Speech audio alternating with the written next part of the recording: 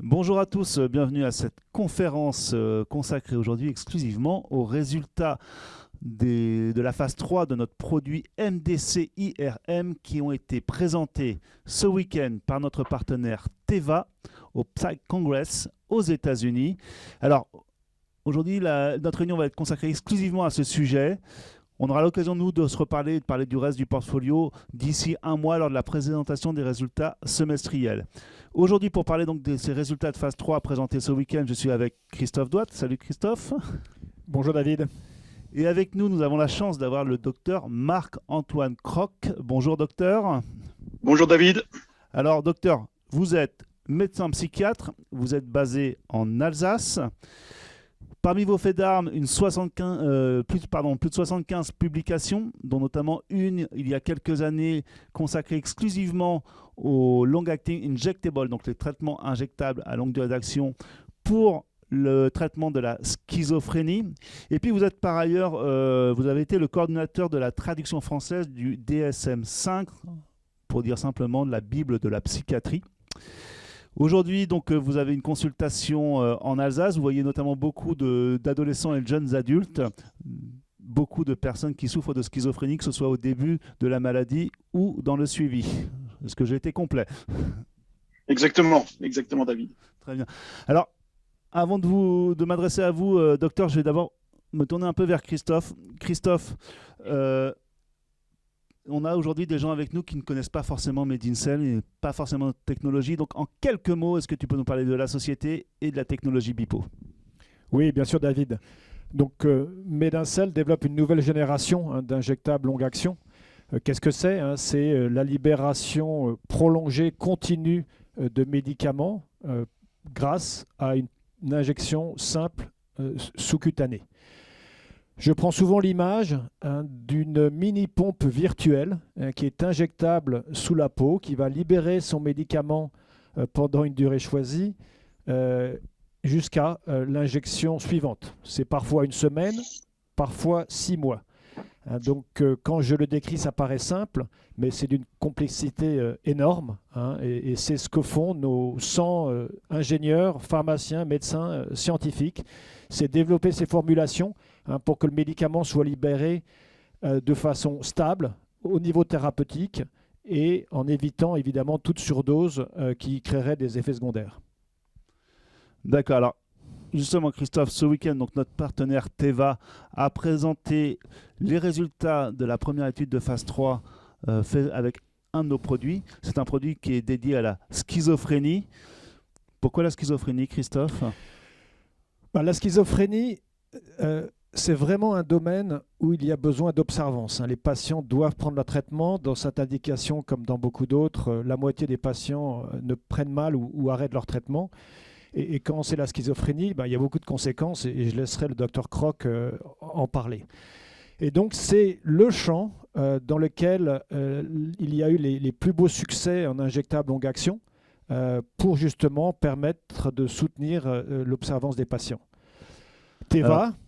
Alors juste l'observance, donc parce que c'est peut-être pas clair pour tout le monde, c'est le fait de bien suivre la prescription du médecin, de prendre ses médicaments, pour dire les choses clairement. Voilà. Notre collaboration avec Teva pour développer ces produits, c'est 7 ans d'efforts. Teva nous avait choisi parmi 150 technologies dans le monde pour développer une nouvelle génération d'injectables longue action qui est tous les attributs demandés par les soignants et les patients.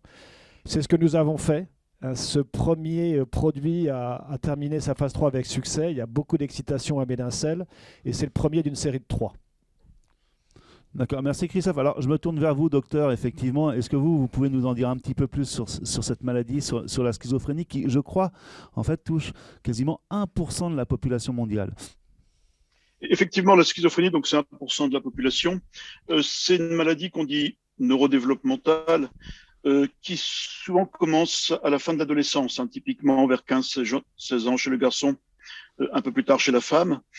Et c'est une maladie donc qui a une maladie chronique qui a tendance à évoluer avec une alternance de phases aiguës qu'on peut appeler des rechutes et suivies de phases de rémission.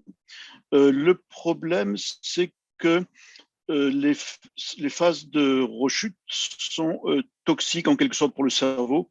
Et c'est ces phases de rechute aiguë qui conditionnent le pronostic à long terme de la maladie. Et quand le patient rechute, donc c'est toxique pour son cerveau, c'est délétère. Et quand on reprend le traitement, souvent le patient rechute parce qu'il arrête le traitement. Et quand on reprend le traitement après la rechute, il y a une détérioration. Donc on reprend le traitement à un niveau plus bas, un niveau de performance plus bas que ce qu'il y avait avant la rechute, que le statu quo avant. Et pourquoi est-ce que les patients arrêtent souvent le traitement dans la schizophrénie? C'est un peu lié à la nature de la maladie elle-même qui fait qu'il y a un défaut d'insight, un défaut de prise de conscience et que le patient a du mal à comprendre constamment qu'il doit prendre son traitement et du mal à mesurer l'effet négatif d'une rechute. Et donc, le traitement de la schizophrénie passe par des antipsychotiques. Si on prend un peu de recul, ces antipsychotiques c'est la découverte des antipsychotiques qui a vidé les hôpitaux psychiatriques. Les premiers antipsychotiques, c'était l'argactyl, chlorpromazine, qui a été découverte en 52, et c'est ça qui a vidé les hôpitaux psychiatriques. Et déjà, avec les premiers antipsychotiques, on a découvert assez vite qu'on pouvait faire des injections en retard, et ces injections en retard qui ont permis de faire qu'on voit les patients non plus à l'hôpital, mais en ville, dans des dispensaires. Et l'essor des dispensaires et l'essor de ce qui allait dans les dispensaires, c'est-à-dire aussi une prise en charge psychologique et sociale, c'est finalement les antipsychotiques, puis l'invention des antipsychotiques à effet prolongé. À un moment, donc, il y a des nouveaux antipsychotiques qui sont apparus, antipsychotiques atypiques ou de deuxième génération, qui étaient efficaces avec moins d'effets secondaires. Et à un moment, comme il n'y a plus d'effets secondaires, on a un peu oublié, on a perdu l'habitude de prescrire les anciens antipsychotiques qui avaient des formulations à effet retard. Et à un moment, donc, on a redécouvert les antipsychotiques à effet retard avec ces nouveaux antipsychotiques de jeune génération, pour lesquels on a commencé aussi à préparer. Donc, il y a la risperidone, l'olanzapine, l'aripiprazole, avec lesquels on a commencé à préparer des injections à effet retard. Et c'est vraiment ces injections à effet retard et donc l'observance du traitement, l'observance régulière du traitement, avec les doses minimales efficaces, qui permet que le patient ne rechute pas. Et contrôler des doses minimales efficaces, ça permet aussi que le patient ne soit pas surdosé, n'ait pas d'effets secondaires. Et les recommandations actuelles sont dans la plupart des cas de privilégier le traitement avec des injections à effet retard. C'est des recommandations officielles, les recommandations de tous les pays sont concordantes à ce niveau, mais malheureusement, ces injections à effet retard sont relativement peu utilisées. Donc, ce qui s'accompagne de rechutes fréquentes dans la schizophrénie. Et de rechute, ça veut dire réhospitalisation, ça veut dire des coûts pour la société et pour le patient, ça veut dire surtout une phase de dégradation de son état, dégradation des fonctions cognitives, des fonctions cérébrales, qui va ouvrir la voie à une évolution négative, c'est-à-dire dominée par des symptômes déficitaires et par des difficultés cognitives. D'accord, donc si je résume, c'est 1% de la population mondiale, c'est des traitements qui ont déjà fait la révolution, qui ont permis aujourd'hui, comme vous l'avez dit vous-même, de vider les hôpitaux psychiatriques, mais c'est aussi des recommandations qui ne sont pas forcément suivies, notamment la recommandation d'utiliser des long-acting. Et puis si je reviens aussi sur ce que vous venez de dire, c'est les rechutes qui sont des événements majeurs dans la vie d'un patient schizophrène et qui ont des résultats très très négatifs. Alors, justement, c'était le critère principal de l'étude de Teva. Donc, je me tourne vers vous une nouvelle fois, docteur. Que nous dit cette étude à ce sujet-là, au sujet des rechutes? Donc, l'étude de Teva a étudié une nouvelle formulation de la risperidone à effet prolongé. Et le résultat principal, en fait, donc le résultat principal de cette étude, c'est qu'effectivement, les personnes qui sont soignées par le produit actif vont rechuter beaucoup moins ou beaucoup plus tard que les personnes soignées par placebo. Et donc, la statistique principale de cette étude consistait à voir quand est-ce que les personnes rechutent et donc à les classer selon le temps, selon l'ordre de la rechute. Et donc, ça donne une courbe de survie, en quelque sorte, comme ce qu'on voit dans les études en cancérologie aussi. Si les personnes ne rechutent pas, la courbe reste plus ou moins une ligne droite, selon le temps. Si les personnes rechutent, on voit que la courbe s'infléchit et que les patients qui n'ont pas rechuté, les patients qui ont, c'est la survie en quelque sorte sans rechute, sont de moins en moins nombreux. Et donc c'est une méthode statistique qui est toujours utilisée dans ce type d'études, qui est très puissante, qui donne des résultats très fiables. Et là, on peut dire effectivement, avec un très haut degré de probabilité, de certitude, que l'utilisation de ce produit, du MDC-IRM, rend les rechutes beaucoup plus rares et beaucoup plus tardives. Et une fois encore, l'importance de ça, c'est capital pour le patient qui souffre de schizophrénie, qui ne rechute pas. Parce que, comme on disait, la rechute s'accompagne d'une détérioration des fonctions cérébrales. Et reprendre le traitement après une rechute veut dire reprendre le traitement à un niveau plus faible, un niveau de fonctionnement plus faible que là où était le patient auparavant. Donc ça, c'était le primary endpoint, donc le critère principal d'évaluation de l'étude qui montre effectivement, comme vous l'avez dit, un temps de rechute avant rechute multiplié par 5, je crois, si je lis l'étude correctement, par rapport au groupe placebo. Alors, et puis peut-être qu'on peut revenir même sur le design de l'étude, peut-être, parce qu'aujourd'hui, donc, on a une étude qui est faite avec les groupes traités, vu qu'il y a 2 produits, 1 mois et 2 mois, versus placebo. Vous nous confirmez que c'est un design d'étude classique et normal pour ce type de produit? Oui, donc c'est un design classique qui est même supérieur à ce qu'il fait dans d'autres études, puisqu'on remarque que le temps d'inclusion des patients était très long, pouvait être sur 2 ans, et que le nombre de patients est très important. Donc là, on a un nombre important de patients qui ont été suivis pendant une longue durée, ce qui a permis d'avoir une longue durée d'observation et de mesurer sur cette longue durée d'observation le temps jusqu'aux rechutes, le nombre de rechutes et le temps jusqu'aux rechutes. Et c'est vrai, donc il y a moins de rechutes, et ça, on peut l'exprimer de différentes manières, quelle que soit. On peut présenter ces résultats de plusieurs manières, c'est-à-dire que les rechutes sont moins fréquentes. Si vous étudiez une période de temps donnée, il y a moins de rechutes dans le groupe, significativement beaucoup moins de rechutes dans le groupe soigné par produit actif. Les rechutes sont beaucoup plus tardives, le temps jusqu'à une rechute est multiplié de manière très significative si vous êtes sous produit actif par rapport au placebo. Et si vous êtes sous placebo, il y a une progression régulière, c'est-à-dire que le nombre de patients qui n'ont pas rechuté décroît régulièrement, surtout le temps d'observation, et que la décroissance de cette courbe est beaucoup plus faible chez les patients qui sont soignés. La plupart des patients qui sont soignés ne vont pas rechuter.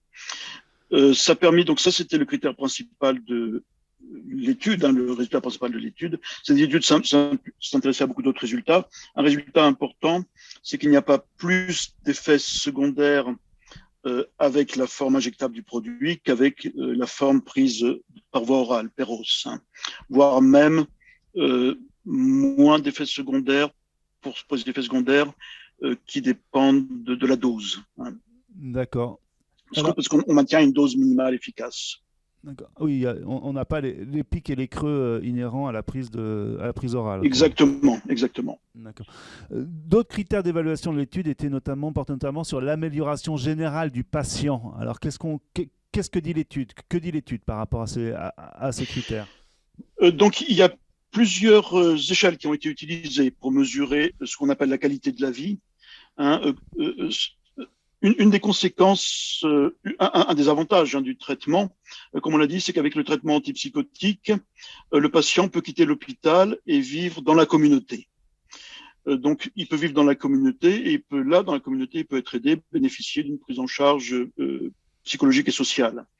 Et les patients qui sont soignés par le produit, comparés à ceux qui sont sous placebo, vont avoir une meilleure qualité de la vie. C'est souvent des échelles qui explore plusieurs aspects différents de la vie du patient, ses capacités à utiliser les moyens de communication, ses capacités à se rendre à des rendez-vous, ses capacités à être autonome pour le logement, pour l'alimentation, pour les courses.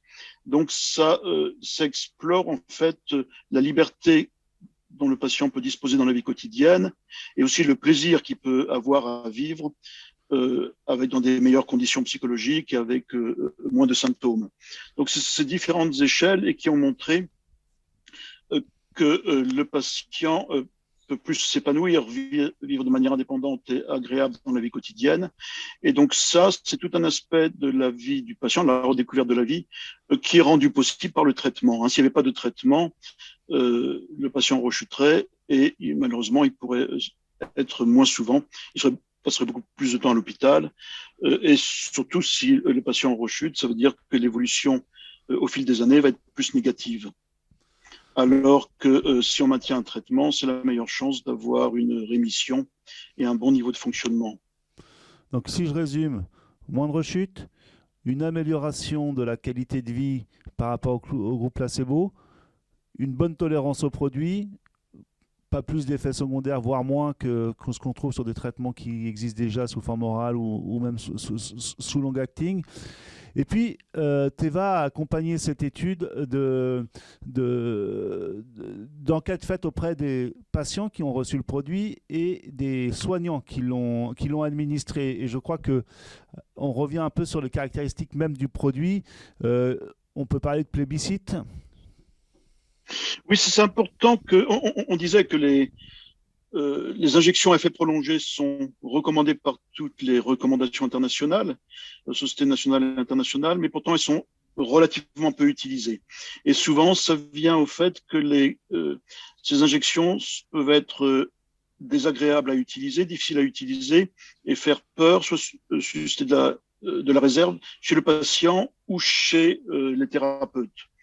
Le patient peut être réservé par rapport à une injection si l'injection fait mal, si les injections sont très fréquentes, par exemple toutes les 2 semaines, si la procédure d'initiation du traitement est compliquée, c'est-à-dire que l'injection ne suffit pas parce qu'elle ne fait pas effet tout de suite à cause d'une cinétique particulière et donc pendant plusieurs semaines, il faut continuer de prendre le traitement par voie orale en plus de l'injection, ou alors que comme l'injection ne fait pas effet assez vite, il faut plusieurs injections à un délai rapproché en début de traitement.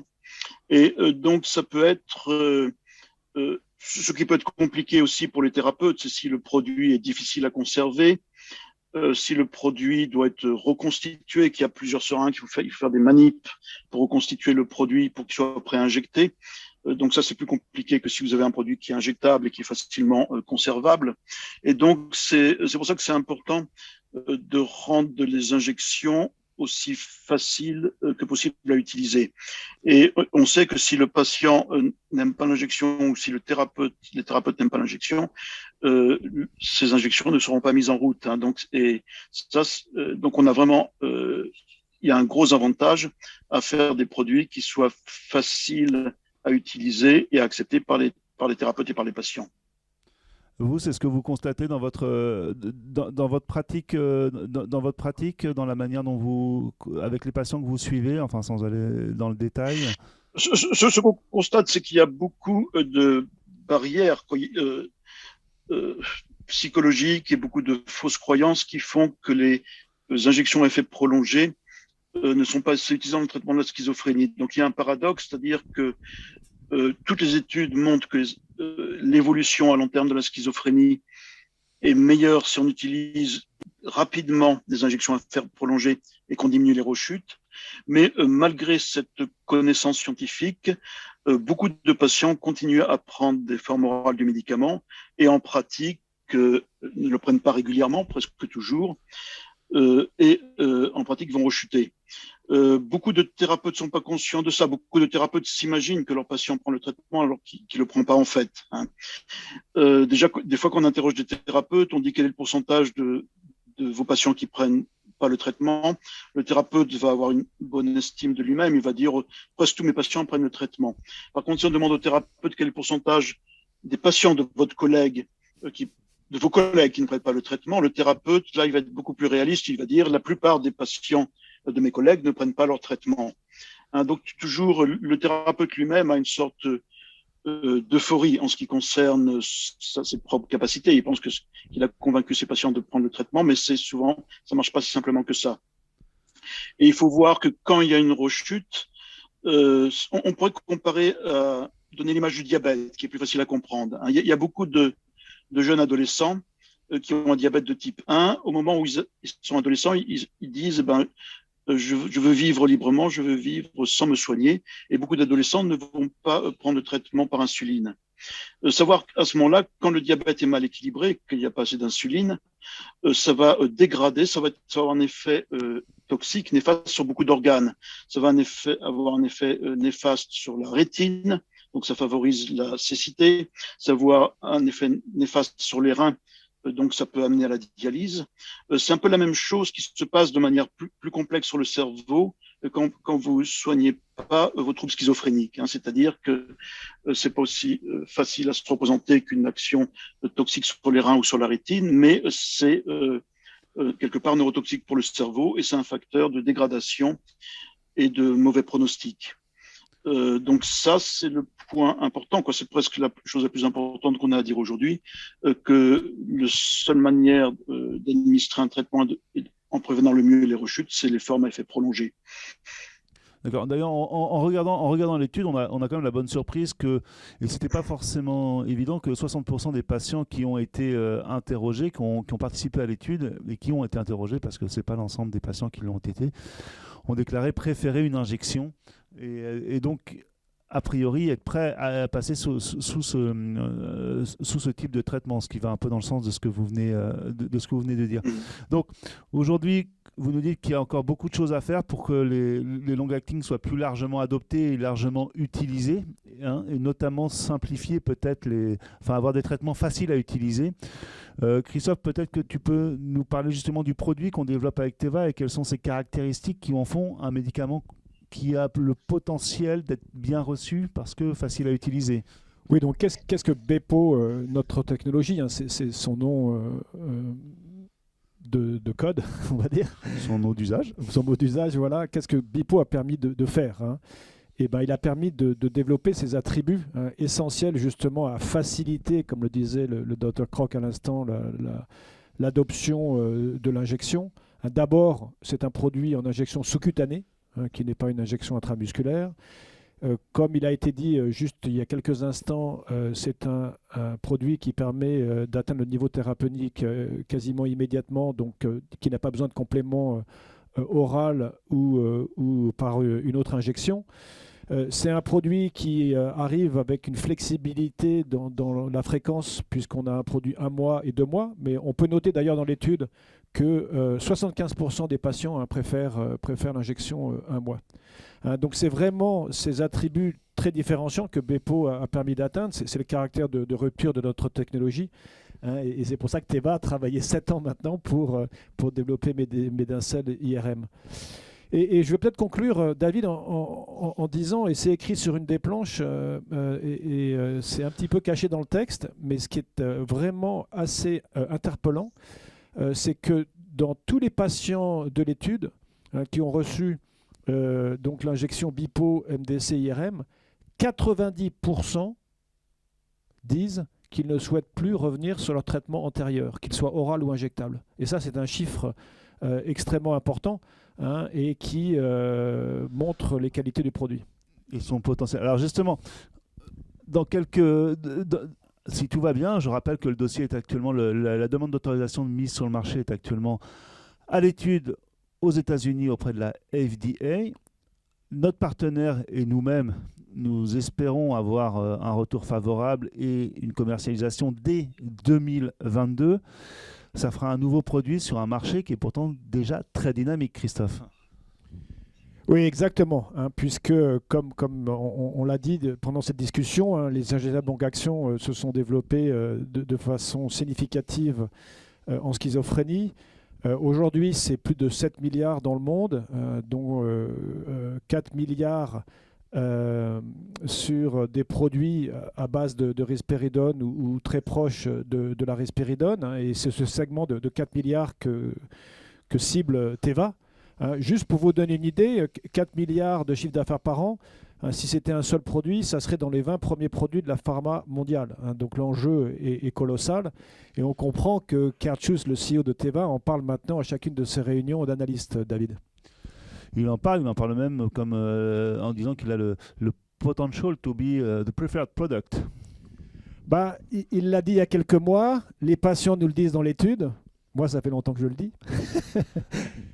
D'accord, bon, on verra ce qui se passera l'année prochaine. Je pense qu'il ne faut pas aller trop vite, bien entendu. Pour le moment, comme je disais, le dossier est en revue auprès de la FDA.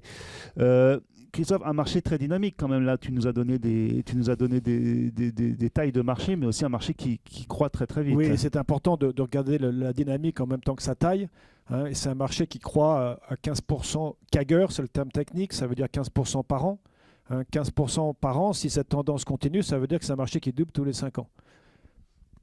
Et avec aussi, alors je ne suis pas sûr que la formule soit très bonne, mais et ça revient un peu sur ce que tu disais tout à l'heure, beaucoup de patients qui ne sont pas aujourd'hui, qui sont encore sous traitement oraux et qui pourraient peut-être passer dans les années qui viennent, peut-être, j'insiste, sous traitement injectable à action prolongée. Oui, alors j'aimerais bien avoir l'avis du Dr Croc là-dessus parce que une des thèses, c'était qu'avec une injection plus simple sous-cutanée, on pourrait sans doute traiter des patients moins sévères, donc plus en amont dans la maladie, peut-être plus jeunes.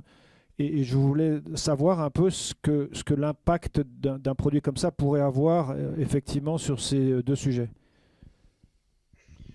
C'est sûr que traiter dès que possible, c'est vraiment primordial. Hein. C'est souvent au début de la maladie qu'il y a le plus de possibilités de prévenir une évolution défavorable. Hein. C'est-à-dire que plus vous avez de rechutes, plus vous tombez bas, mais c'est souvent les premières rechutes qui sont les plus importantes à prévenir. Et c'est en traitant tôt qu'on arrive à obtenir ce qui est la meilleure rémission et la meilleure disparition des symptômes. C'est très compliqué parce que souvent les gens veulent faire plusieurs essais d'absence de traitement et souvent il faut des fois plusieurs rechutes, malheureusement, pour que les gens comprennent, si on peut dire, réalisent qu'ils ont une maladie qu'il faut prévenir. Et donc c'est pour ça que toutes les recommandations sont unanimes là-dessus. C'est important de traiter tôt, c'est important de traiter tôt et avec des formes d'injection prolongées. Et on peut penser que souvent les recommandations sont publiées et mettent après un certain temps à être acceptées. Mais on peut penser donc que ces recommandations vont être discutées, vont laisser leur trace en fait parmi l'ensemble des prescripteurs et que logiquement ces recommandations vont être de plus en plus prises en compte et que la part du traitement en injection effet prolongé devrait croître. Mais alors Christophe, là je vais me tourner vers toi.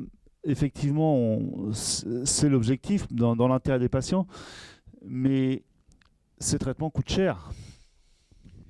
Oui, c'est des traitements qui coûtent aujourd'hui 25 000 $ par an aux États-Unis, qui sont brevetés. D'ailleurs, je rappelle, je ne pense pas qu'on l'ait mentionné, Teva, aujourd'hui, c'est le numéro 1 des génériques, mais c'est aussi un acteur très important dans les médicaments, dans les nouvelles molécules, les médicaments brevetés. Et c'est dans ce département, en fait, qu'est développé MDC-IRM. Oui, exactement. Donc, alors je reviens à ma question quand même. Donc, c'est des médicaments qui coûtent cher, mais en fait qui rendent un vrai service, comme vient de nous l'expliquer le Dr Croc. Oui, d'ailleurs, dans une des planches de Teva, il y en a une qui est extrêmement intéressante, qui montre l'impact des traitements injectables sur les coûts des systèmes de santé. C'est l'avant-dernière ou la dernière planche, et qui montre l'impact positif qu'a un injectable sur les coûts de traitement des patients, sur le nombre d'hospitalisations et aussi le nombre d'admissions aux urgences. Voilà, la logique de toute manière est assez simple. Moins de rechutes ou des rechutes plus tard, effectivement, une prise en charge moins lourde par les systèmes de santé. C'est ce qu'on cherche à faire avec les long-acting. Pour terminer, Christophe, je voudrais peut-être juste qu'on revienne un petit peu sur notre partenariat avec Teva. D'accord, tu l'as dit au début, c'est un partenariat qui date qui a 6-7 ans maintenant. Ça a été à l'époque, la technologie Made in Cell a été sélectionnée par Teva pour développer ce produit, parmi d'autres. Il s'est passé beaucoup de choses chez Teva depuis, hein, notamment un petit moment difficile en 2017. Et malgré tout, ce projet commun fait partie des seuls projets qui ont dépassé qui ont continué, qui ont perduré. C'est quoi le deal avec Teva? Qu'est-ce qu'il y a derrière? Que fait Made in Cell? Que fait Teva? Qui gagne quoi au final? Donc la compétence cœur de Made in Cell, c'est développer ses formulations. Donc Made in Cell s'est associé à Teva pour développer donc une série d'antipsychotiques en longue action qui soient des longues actions de nouvelle génération, de rupture. Et l'accord avec Teva vise à développer 3 produits, dont le premier est MDC-IRM. On attend d'ailleurs, David, dans les mois qui viennent, le passage en phase 3 du deuxième produit. Cet accord attribue à Made in Cell pour chaque produit 122 millions de dollars de paiement d'étape, donc 122 millions par produit. Sur MDC-IRM, une dizaine de millions a été déjà reçu par Made in Cell. Il y en aura un complément pour la fin du développement, mais l'essentiel de ce montant-là est lié à des paiements d'étape de commercialisation. Donc 122 millions. Au-delà de ces montants, Made in Cell recevra une royalty basée sur les revenus de Teva. On n'a pas le droit de discloser le montant, mais c'est single to high digit royalty. Et donc Made in Cell commencera à les percevoir dès le premier euro de vente, normalement en 2022. Eh bien, merci beaucoup. Dr Croc, je vous laisse peut-être le mot de la fin. On a été heureux de vous recevoir. Est-ce que vous avez quelque chose à ajouter?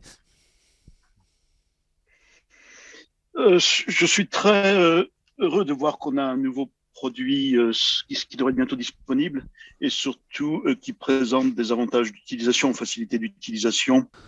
Un mot de la fin? Merci à tous. Je vous rappelle que Made in Cell, c'est MDC-IRM, 2 autres produits avec Teva et encore 6 derrière qui ont tous un potentiel d'avoir un impact énorme sur le patient grâce à notre breakthrough technology. Et on vous en parlera un peu plus au prochain rendez-vous, David. Prochain rendez-vous début décembre pour les résultats semestriels. Effectivement, ce sera l'occasion de faire un point sur le développement du portefeuille de produits dans les différentes aires thérapeutiques. Je rappelle d'ailleurs que tous ces produits sont développés avec la même technologie. C'est pour ça qu'on vit quand même un moment important chez Made in Cell en ce moment, parce que c'est la première fois qu'on voit des résultats de phase 3 sur un produit utilisant notre technologie. Donc c'est quand même quelque chose c'est un grand moment pour une société comme la nôtre. C'est pas souvent que ça arrive, une société qui passe ce cap, et puis bientôt, nous l'espérons évidemment, la commercialisation. Merci Christophe, merci docteur, merci de nous avoir consacré un peu de votre temps. Et je vous souhaite à tous une très très bonne soirée ou une bonne journée si vous êtes de l'autre côté de l'Atlantique. Et puis à très bientôt. Merci beaucoup. Merci. Bonne journée.